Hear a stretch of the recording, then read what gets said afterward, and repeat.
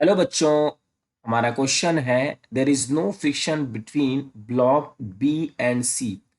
तो बच्चों यहाँ पे जो फ्रिक्शन की वैल्यू हमारी जीरो है, बट ग्राउंड इज रफ। यहाँ पे फ्रिक्शन लग रहा है। Pulley are smooth and massless and string are light. For F is equal to 10 newton. यहाँ से लगने वाला जो फोर्स है वो है 10 newton. Whole system remains stationary. Match the following two columns. M B और एम सी की वैल्यू 1 kg दी हुई है और जी की वैल्यू 10 मीटर पर सेकेंड स्क्वायर। तो सबसे पहले बच्चों हम लोग यहाँ पे सारे फोर्सेस को मेंशन कर देते हैं। ये हमारी पुली है मासलेस। यहाँ पे फोर्स लग रहा है, ऊपर टेंशन लगेगा, यहाँ पर टेंशन लगेगा और इस ब्लॉक से अवे लगेगा बच्चों टेंशन टी। अब ये टेंशन किसके बराबर होगा? क्योंकि ये सब कुछ हमारा क्या स्टेशनरी में, तो ये टेंशन बच्चों किसके इक्वल हो जाएगा? फोर्स के इक्वल हो जाएगा। ये टेंशन भी फोर्स के इक्वल और ये टेंशन भी फोर्स के इक्वल। इस ब्लॉक पे टेंशन T1 ले लीजिए। यहाँ पे टेंशन T1, यहाँ पर टेंशन T1, ये टेंशन T1 और ये टेंशन T1। अब यहाँ पे इस ब्लॉक पे नीचे की तरफ एक फोर्स लगेगा, वो होगा 1G, और एक इसकी वजह से भी लगेगा नीचे की तरफ 1G। तो ऊपर की तरफ एक नॉर्मल फोर्स लगेगा। ठीक है, चलिए अब हम अपने इस क्वेश्चन को सॉल्व करते हैं। सबसे पहले ए को, force of friction between A and ground. हमारा बच्चों ब्लॉक ये रहा और ये ग्राउंड के बीच में लगने वाला फ्रिक्शन फोर्स। तो अगर हम इसका फ्री बॉडी डायग्राम प्लॉट करें, इसका हम फ्री बॉडी डायग्राम देखें, तो यहाँ पे ये हमारी ए बॉडी है। इस तरफ बच्चों टेंशन लग रहा है T1 और इस तरफ लग रहा है हमारा फ्रिक्शनल फोर्स। अब ये फ्रिक्शनल फोर्स इस टेंशन के इक्वल होगा। अब ये टेंशन किसके बराबर होगा? ये हमारा टेंशन इन सबके इक्वल हो जाएगा। यहाँ पे क्योंकि ब्लॉक हमारा मूव नहीं कर रहा है, तो ये वाला टेंशन भी इस टेंशन के इक्वल हो जाएगा। तो हम ये लिख सकते हैं block B are at rest. अगर ये रेस्ट में बच्चों तो T1 की वैल्यू T के इक्वल और T किसके इक्वल है? F के। तो T1 इज इक्वल टू किसके इक्वल हो जाएगा? F के इक्वल हो जाएगा। तो T1 is equal to frictional force और F is equal to F R. तो जो बच्चों फ्रिक्शनल फोर्स है ग्राउंड और ए के बीच में लगने वाला, वो किसके इक्वल है? फोर्स के इक्वल है। और फोर्स किसके इक्वल है? 10 न्यूटन।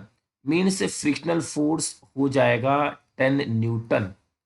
तो हमारा ए का बच्चों पी ऑप्शन। अब हमारे पास पी के 3 ऑप्शन है, मीन्स सी ऑप्शन नहीं होगा। सेकंड है force of friction between C and ground.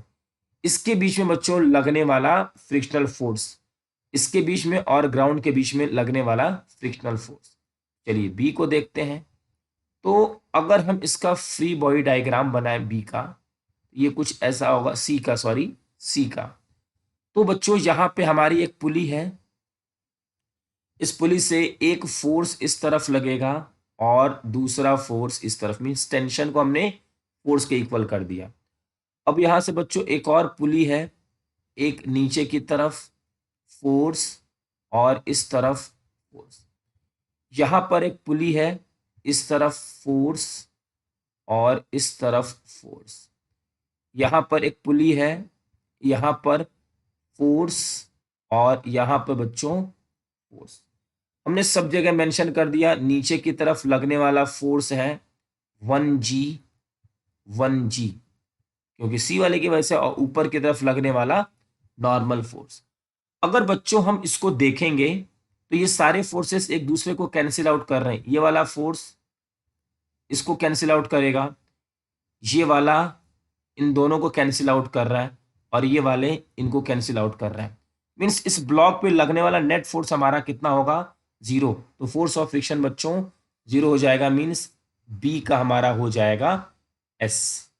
B का हमारा एस। अब एस के हमारे पास 2 ऑप्शन, मीन्स फर्स्ट ऑप्शन भी एलिमिनेट हो गया।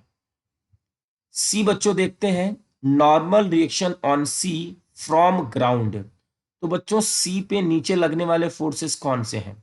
सी पर नीचे लगने वाले फोर्सेस हैं 1G, और नीचे की तरफ एक और है 1G, और ऊपर की तरफ नॉर्मल। तो नॉर्मल फोर्स जो लगेगा वो होगा 1G प्लस 1G। 1G का मतलब बच्चों 10 प्लस 10, और ये हो जाएगा 20 न्यूटन। तो इसका आंसर 20 मीन्स क्यू होगा। तो बच्चों इसमें क्या है, ये P है, मीन्स यही ऑप्शन हमारा राइट होगा। Fourth option is correct. अब चलिए, tension in string between P3 and P4। बच्चों ये रहा P3 P4, टेंशन किसके इक्वल है? P1 की वैल्यू किसके इक्वल है? F के इक्वल है, और F किसके इक्वल है? 10 न्यूटन। मीन्स ये हमारा हो जाएगा P के बराबर। आई होप बच्चों कि आपको ये क्वेश्चन अच्छे से समझ में आ गया होगा। Thank you.